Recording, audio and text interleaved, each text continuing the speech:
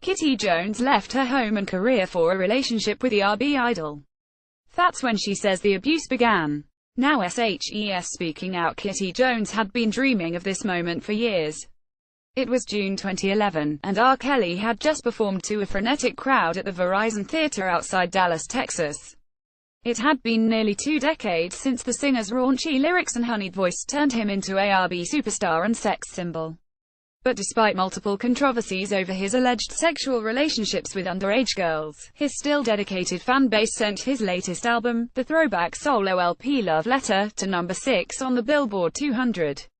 Love Letter is relatively tame, coming from the man who once sang, "Girl, I got you so wet, it's like a rainforest like Jurassic Park, except I'm your Sexosaurus." But like most of his shows, the Dallas concert was raucous, with Kelly launching into boisterous calend response theatrics and leaving the stage to embrace screaming fans. When he took off his sparkling button-down shirt and revealed a Dallas Mavericks jersey, the place erupted. Surprisingly, Jones, a popular DJ for Dallas hip-hop and R&B station 97.9 The Beat, wasn't in the audience. She'd been into Kelly since she was a teen in the early 1990s, when she'd hide in her room with his music to escape her mother's tumultuous romantic relationships. She'd buy every magazine he was in and, upon the release of his 1993 solo debut, 12 Play, took a limo to a third-row seat at her first Kelly show. She'd seen him in concert 7 times since. "He was my Brad Pitt," she says. But even though she was disappointed to miss it, bailing on the concert meant something better. She was at Fat Daddy's, a club in suburban Mansfield, Texas, setting up for the Beat-sponsored after-party. She was finally going to meet the man she'd been captivated by for more than 20 years. "He was everything that I thought," says Jones. "He was handsome. He just owned the room." Later that night, the guest of honor arrived. Clad in a crisp white shirt, diamond earrings and tan fedora, he hardly looked his 44 years. As Jones made her way upstairs to the VIP section, she approached R. Kelly, real name Robert Kelly. "I said, oh, I'm so upset, because this is one of the first concerts I've ever missed," Jones tells Rolling Stone. And he was like, "Well, you've seen one, you've seen them all." Jones says he then invited her to the next stop on the tour, which took her aback. "I'm thinking, I know he's not inviting me."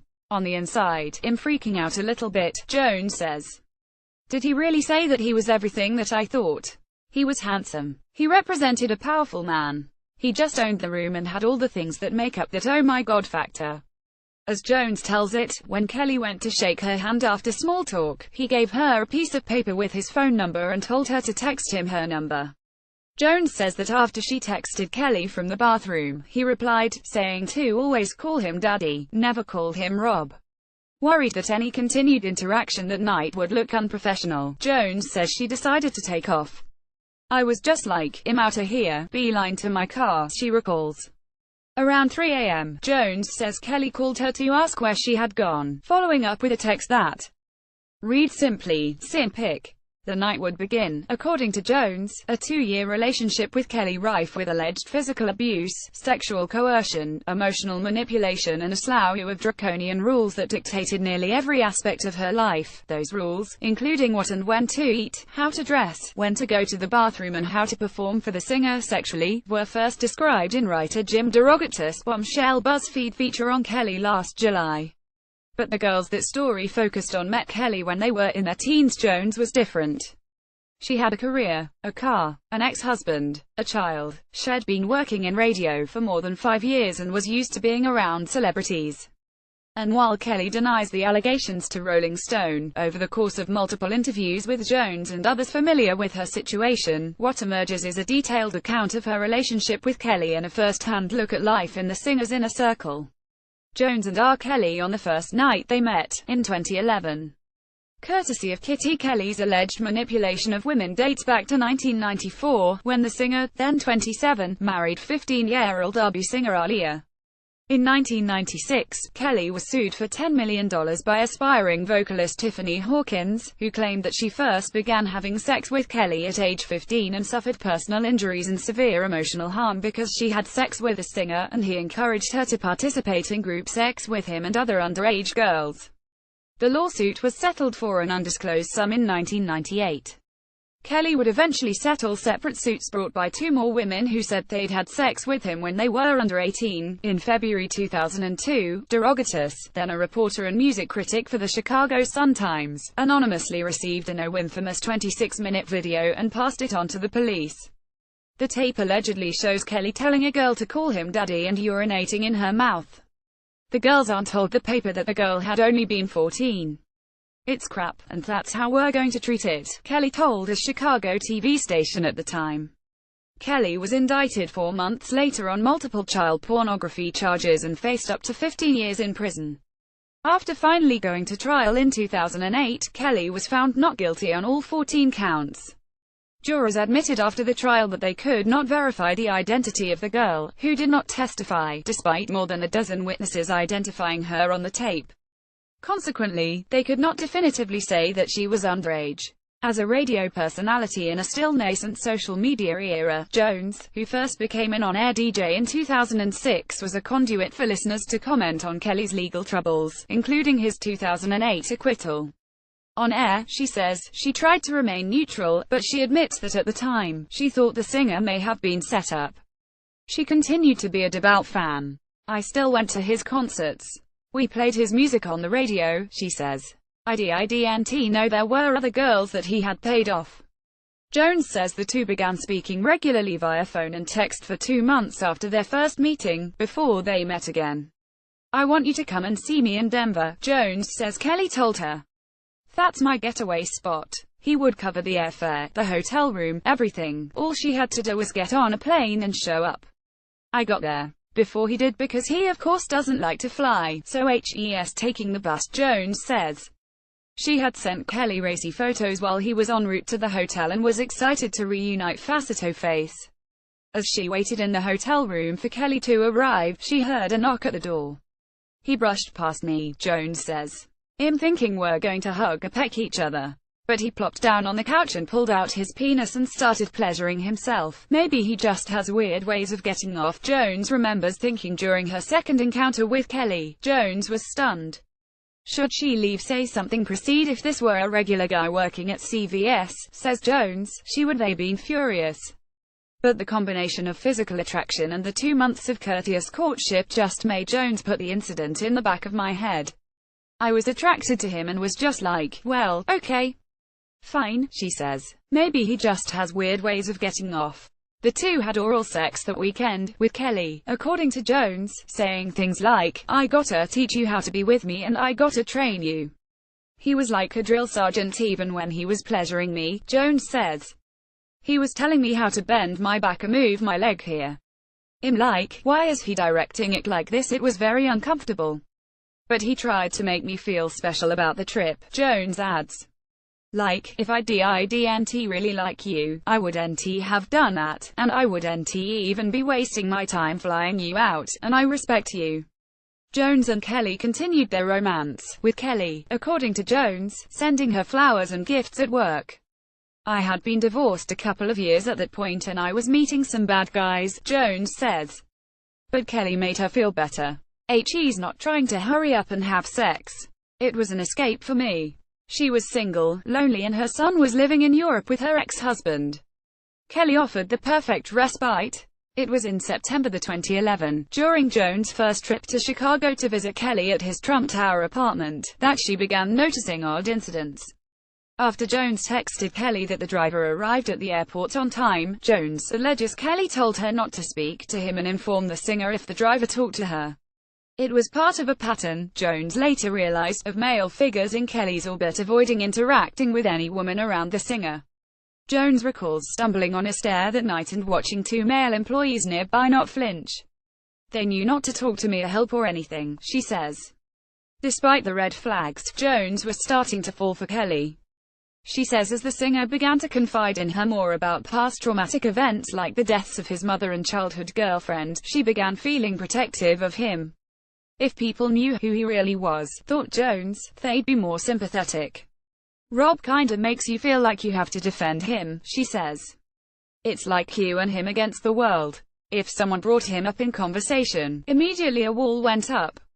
In November 2011, Jones quit her DJ job, sold her car and moved into the singer's Chicago apartment. She asked me what I thought about her quitting her job and moving, says Veda Loca, a DJ for The Beat, who worked with Jones at the time. I was like, you only once. I mean, fuck, it's R. Kelly. Before meeting Kelly and moving to Chicago, Jones worked as a DJ at Dallas radio station The Beat. Courtesy of Kitty. So enough mushy talk, I have a flight out at 2 p.m. My new journey has begun, Jones tweeted at the time. By this time, I'm falling in love with the guy, she says now. A few days after Jones moved in, Kelly would release Shut Up, his first song following throat surgery in July, which doubled as a rebuke to his detractors. Even before the doctors was done and I could awake, a tsunami of rumors had come to wipe my career away, Kelly sings. But to everybody that be calling me, telling me what they be saying about me, bringing me all of this negative shit, you're the ones I ain't fucking with. According to Jones, Kelly claimed that he would pay her double her salary if she moved to Chicago, but also cautioned her on his close relationship with women. He said, I have friends and I have girls I've raised, Jones recalls. I didn't know what he meant by raised at the time. He said, I eventually want you to meet them, but I want to make sure you're mentally ready for that. To Jones, theirs was a mature relationship, and in the beginning, she was under the impression that Kelly was monogamous. As long as you don't see it or find anything suspicious, you just assume you're the only one until it's right in your face, she says. Almost instantly upon moving to Chicago, Jones says, Kelly began governing nearly every detail of her life, starting with the requirement that she wear baggy sweatpants whenever she went out and text near-constant updates on her whereabouts. A source who knew Kelly confirmed the singer's demands on Jones to Rolling Stone. Jones says she was forced to text either the singer or one of his employees for even the slightest request. Sample text message: Daddy, I need to go to the restroom. Unlike on earlier weekend visits, Jones says she now had to stand up and greet Daddy every time he walked in the room. Jones could still travel back to Dallas to see her friends, but was tethered to her phone to supply continuous updates to the singer. We are supposed to tell Rob if someone breaks a rule, Jones texted her friend in 2013. Jones had been living with Kelly for less than a month when she claims the first instance of physical abuse occurred, in November 2011. Jones says that on a return trip to Dallas around Thanksgiving, she saw for the first time the video at the heart of his child pornography trial and challenged Kelly on the phone about it. He said, "Bitch, don't you ever fucking accuse me of something like that," Jones says. He never had spoken to me like that before. Jones claims Kelly remained enraged when she flew back and met him at the airport. My heart was just beating through my chest, she says. He just turned into a monster. I blamed myself cause I was like, maybe I shouldn't TV said anything. As they drove home, Jones says she repeatedly apologized while Kelly kicked her multiple times and did a series of open-handed slaps to her face. I was putting my hand over my face and telling him I was sorry, Jones says. He would start kicking me, telling me I was a stupid bitch and don't ever get in his business. The next day, Jones says, the couple went shopping and neither spoke about the incident. Shortly after the alleged abuse, Jones considered leaving Kelly but began to think about how ashamed I was of leaving my career. She was concerned about both exposing the man she loved and having too much explaining to do. I didn't want to damage him any further than what people already thought, she says. Jones claims in the first year she dated with Kelly, the singer physically abused her approximately 10 times, with the frequency increasing the following year. Kelly's career hardly diminished despite his legal troubles. In June 2012, he released Write Me Back, his 11th studio album, which debuted at number 5. He announced his single Ladies Tour 2 months later. Kelly took Jones on the 12-month cross-country trek, marking a relatively calm period in the relationship. The abuse was heavy before the tour, she says. Then when the tour came, he treated me like a princess. I just thought, why would I walk away from this? Each show was a barrage of sexually charged imagery. Kelly would sing about having sex to his own music, don a white leather jacket with the word single adorned in miniature LED lights, judge a mock stripping contest from a gold and white throne and let fans grab his crotch while singing. In St. Louis, he caused 2 women to fight over a towel he asked them to use to wipe his sweaty face. I get horny off my own shit sometimes, he told the crowd at one show. He's eager to shock, confuse and impress in equal parts, Rolling Stone wrote of his Chicago stop. At times, his show resembles audible pornography. He even included a skit involving Jones, one that would have been absurdist, raunchy humor under normal circumstances. In retrospect, the bit takes on a more sinister meaning. After Kelly brings Jones on stage, two men dressed in white lab coats make her sign a waiver and chain her arms inside a white cage. Kelly enters as a white sheet is draped over the cage, obscuring the couple. The cage begins rocking as the band's music intensifies, with Jones and Kelly eventually shown silhouetted. After Kelly simulates oral sex on Jones, the two re-emerge, and a mock-fatigued Jones is led off stage. "I've never paraded around anybody before," Jones says Kelly told her before the tour started. "I'm gonna make sure people see us together." Kelly took Jones on his 2012 Single Ladies tour, and even included her in a skit during the performances. Valerie Jean Getty: "People started recognizing it was me on YouTube and thought I was living this glamorous, I have a butler type of life," Jones says. Kelly was particularly excited for his Dallas show, says Jones, to rub it in the faces of Jones' former colleagues at the Beat. Though she still had to text him continuously, she was given more freedom on tour. "He'll have a car service and then take me to the hotel and be like, get room service, go shopping, spend whatever you want," Jones says. "I think he knew leading up to the tour that I was just over it. He knew that I was holding all these secrets that I had learned being in the inner circle and that I could probably be the one to nail him. So him taking me on that tour was like, let me make sure I treat this one a certain way." Near the end of the tour, one day after Thanksgiving 2012, Kelly released the third installment of Trapped in the Closet, his bizarre, wildly popular R&B opera. The night before, according to Jones, he and nearly 20 associates enjoyed a holiday feast in New York without her. "I starved on Thanksgiving because the room service at the hotel was closed and he made me think he was coming back to get me at 11 o'clock, she says. "He just hopped back in the bed the next day like it was nothing." As Kelly, Kitty Jones cage skit in January 2013, Kelly moved Jones from Trump Tower to his nearby recording studio, which also contained several rooms for living quarters. Jones didn't think anything of it at the time. Kelly was moving personal possessions over to the studio, too, but says that someone close to Kelly has since told her the move was to accommodate another of Kelly's girlfriends. "When I moved some of my things out of there, I wasn't thinking, oh, some other girl is moving in," Jones says. Kelly housed Jones alongside two of his other girlfriends, allegedly demanding that each of them contact Kelly or one of his employees before leaving their room. Despite all three girlfriends living in one location, Jones says the singer at first tried to ensure none of them knew the others were living there. There were no locks on the doors, but cameras monitored every move and Kelly would punish the women for attempting to leave for any reason without permission. The source who knew Kelly independently confirmed Kelly's rules with his girlfriends to Rolling Stone. Kelly would frequently take away Jones' phone as punishment, sometimes as long as 2 months, cutting off her ability to request food or perform basic functions, according to Jones and the other source who knew him.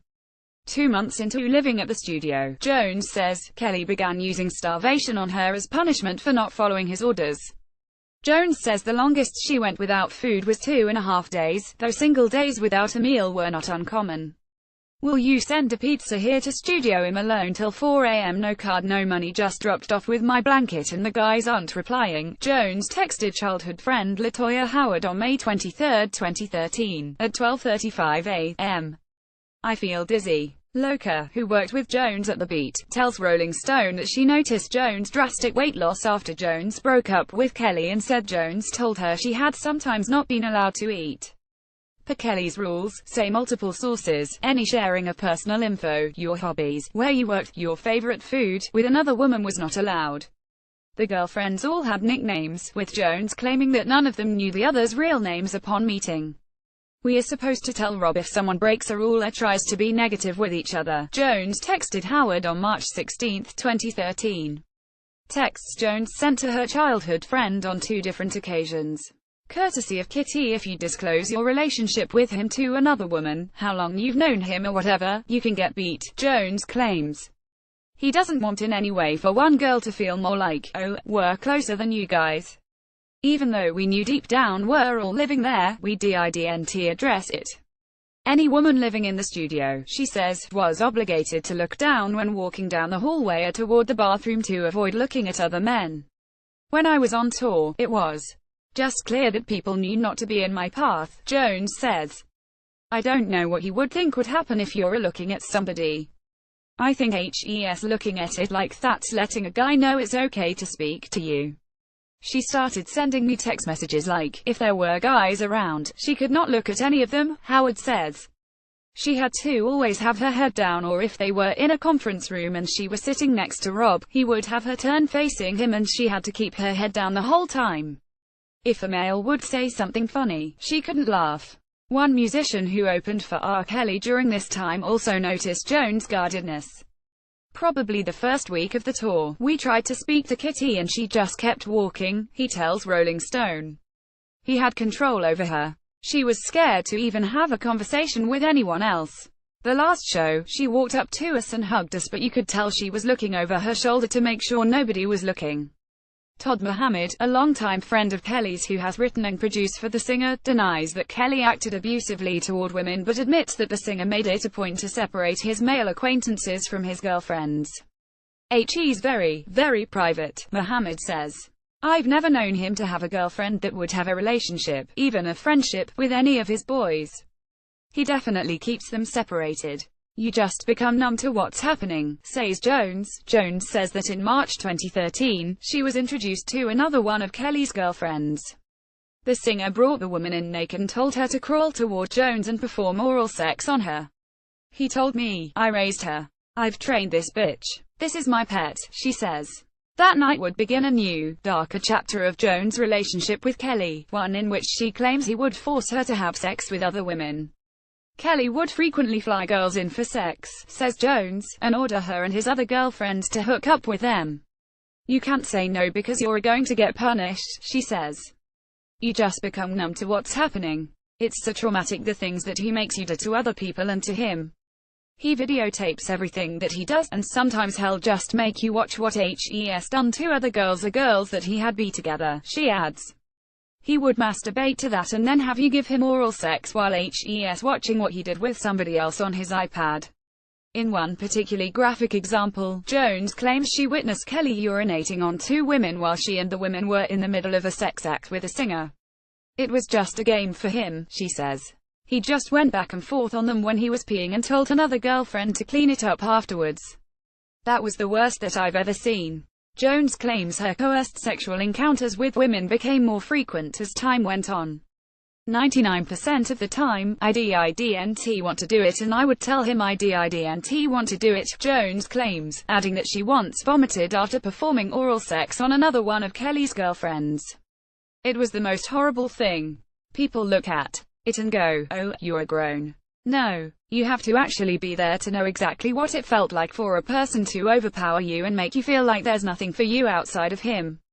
Jones in early 2011 left, and in late 2013, courtesy of Kitty, Jones describes this period from March 2013, when she was first forced to have sex with other women, to her departure that September as 6 months of hell. She says the punishments, including physical abuse, increased as one of Kelly's other girlfriends fabricated or exaggerated stories to Kelly that made Jones look bad. I was getting punished for something every week, Jones says. If I wasn't getting slapped, I wasn't eating, and my phone was gone. Kelly headlined the Pitchfork Music Festival in Chicago alongside Bjork and Belle and Sebastian that July, prompting a new wave of criticism led by derogatus. What does it say when an artist who's been accused of hurting numerous young women is celebrated by IFC, the independent film channel who aired the latest installment of Trapped in the Closet, and music festivals such as Coachella, Bonnaroo and Pitchfork? Derogatus wrote at the time. In August 2013, after one instance where Kelly had taken her phone, Jones was able to secretly reactivate her Facebook account long enough to send a message to Howard asking her to FedEx an activated phone to the recording studio. She said, "Can you send me a phone because Rob took the phone away and threw it out the window," Howard says. Knowing that Kelly often slept until mid-afternoon, Jones says she timed a bathroom visit to surreptitiously grab the FedEx package. The lowest point for Jones came that same month. By then, his voice scared me. Seeing that he called scared me. Hearing a door open and close scared me. Feeling like trash, Jones sat on a couch, contemplated suicide and plotted her next move. "I just said, I'm gonna kill myself and it's gonna be his fault," she says. "I can either kill myself or kill him. What use am I when I walk out of here?" In September 2013, Jones told Kelly that she wanted to visit Dallas to take her son, now back from Europe, school shopping. "I was fed up with just everything," she says. "Fuck what people are gonna think. You need to take your ass home." She left her possessions in Chicago, flew to Dallas with 2 suitcases and never returned. She had to be careful as to what she was packing, Howard says. Nothing that had heels or club clothing. She just had to have her sweats and t-shirts. "I can either kill myself or kill him," Jones recalls thinking in August 2013. Jones says Kelly didn't outwardly express hard feelings when she left for good, as the two spoke occasionally and amicably following her departure. But Jones was suspicious of Kelly's motives. Was he genuinely okay with the breakup, or intentionally conciliatory for fear of Jones publicizing her accusations against the singer? 2 months later, in November 2013, Kelly went to Dallas for a show and met with Jones, ostensibly to return some items she left in Chicago. Jones says he remained amiable before meeting her, inviting her to his tour bus, she thought, to retrieve her possessions. But when she got on the bus, Jones alleges Kelly assaulted her. "I walked on the bus and I was like, 'Hey daddy,' and I went to go hug him and he was like, 'Bitch, I'm not giving you shit,' and he was just attacking me," says Jones. "I knew he wasn't going to kill me, but it was a lot of force. I was thinking, I'm not going to call the police. I just felt so stupid," she says. "He was instilling the fear back in me," Jones says. "When a person sees that you're not calling the police or the press on them, it's like, let me make my mark so you'll be afraid." And it worked. It would be the last in-person contact the two would have. From the end of 2013 until December 2016, Jones tried to rebuild her life, getting a job financing for car loans. She has since begun getting back to a career in radio. She had complicated feelings about Kelly. On one hand, she still felt protective over him, reaching out to see how he was doing after a particularly intense video interview with the Huffington Post, one where, after the interviewer posed a series of questions that he saw as negative, he walked out. "I was like, oh my god, poor thing," she says. Yet on the other hand, she was perpetually dealing with survivor's guilt and the stress of staying quiet for fear of retribution and shame, all while hoping to put her experience in the past and move on. "I suffered in silence. I'd in fear for the last 3.5 years, says Jones. "I haven't been living my life. I've just kind of been existing." When Rolling Stone provided to Kelly a detailed list of allegations Jones made against him, Kelly categorically denied them. Mr. Kelly is aware of the repeated and now evolving claims of Ms. Jones, Kelly's representative wrote in a statement. "It is unfortunate that Ms. Jones, after public statements to the contrary, is now attempting to portray a relationship history with Mr. Kelly as anything other than consensual involvement between two adults. As stated previously, Mr. Kelly does not control the decision-making or force the actions of any other human being, including Ms. Jones, by her own admission. Any claim of wrongdoing of any kind or of mistreatment of any woman by him is false, ill-motived and defamatory." Fans getting up close with Kelly at a show in Miami on October 17, 2013. Valerie Jean Getty last December, Timothy and John Jelen Savage, the parents of 22-year-old Joycelyn Savage, who is currently living with Kelly and other women, asked Jones for advice on how to get their daughter to leave the singer, the couple confirmed to Rolling Stone. In a video posted on TMZ, Savage claimed that she is living with Kelly of her own free will. Jones hadn't been keeping up with Kelly's current girlfriend, but initially tried to help the Savages. "I cried when she showed me photos of her daughter, and then I called Joycelyn cause I said, maybe this is my moment to help somebody, cause I'm sitting here on this information that can stop him. I felt like I had the power to stop him earlier." Jones says she no longer is in communication with the Savages, but the conversations spurred her to consider going public with her story. "I wouldn't wish those memories on anybody," she says. "I used to think about them and well up with tears, but now I'm so angry about the things that I let him get away with. I feel some sense of responsibility with the girls in the house now. I feel guilty because I was quiet for that long. Now I feel like I have a purpose again because I can talk about this, get it behind me and not be ashamed. Now I'm like, bring it on. I don't fear him at all." Jones says she is setting up a non-profit organization called Stop Protecting Your Abuser. By me being silent, it allowed him to feel untouchable, that he could keep things going as long as he could pay people off and put enough fear and shame in us that you would never speak on it again, she says. Staying silent absolutely protects your abuser. Kelly called Jones in May of this year, the last time Jones says the two have communicated in any capacity. He said, "If someone came to you right now and asked them how I treated you, you can't fucking say that I didn't treat you good. You had a roof over your head. You went shopping. You didn't have to want for shit. So you can never go around and say that I was a monster like other people say that I am," Jones says. "I was so scared when he was talking to me. I was like, this guy really thinks he did me a favor. He doesn't look at the sexual stuff as scarring and damaging people." Jones kept her mouth shut for a long time, but staying silent absolutely protects your abuser, she says. Kelly's popularity has remained steadfast. From 1993 to 2013, 13 of the singer's 14 studio albums peaked in the top 5 of the Billboard 200, including 6 that reached number 1. He has sold more than 35 million albums worldwide, and in 2010, Billboard named him the number 1 R&B artist of the past 25 years based on chart performance. Jones says she knows many people already have their minds made up about the singer, but hopes her story will be a cautionary tale to other women. Jones says she never signed a non-disclosure agreement, but that Kelly wanted her to sign a document that would safeguard him from legal action. She refused. "Rob is about to force me to sign a letter they typed up stating things I never did just to prevent me from ever suing him," Jones texted Howard on May 16, 2013. "Please save this text, in case I ever need to prove I was forced. He is saying he needs to feel protected if I leave or if he fired me." Jones' lawyer, Cheyenne Lawson, tells Rolling Stone that no legal proceedings against Kelly have been filed, but that Jones is still very much exploring her legal options. Asked what she hopes people take away from her experience, Jones speaks in a measured yet defiant tone. "I want them to not be so dismissive towards the women that are speaking out," says Jones.